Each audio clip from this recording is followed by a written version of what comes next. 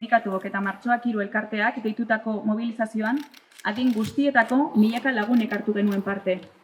Martxoaren 3ko sarraskiaren 58. urteurrenean.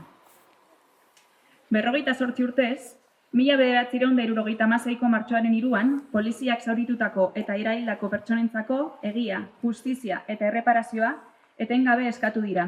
Elkartasuna eta babesa adierazi nahi dizkiegu ertzaintzaren kargaren ondorioz zauritutako pertsona ugariei eta baita atxilotutako 4 pertsonei ere. Hauek erabili baitituzte ertzaintzaren jokabidea justifikatzeko. Jokabide horrek 100 pertsona arriskuan jarri zituelarik. Ertzaintzaren karga horiek oso larria dira, erabat onartezinak eta ezin dira berriro errepikatu. Hori dela eta berriro eskatzen dugu gertatutakoarengatik erantzunkizunak argitzea eta etorkizunerako beharrezkoak diren neurriak hartzea. Gora Martxoaren 3!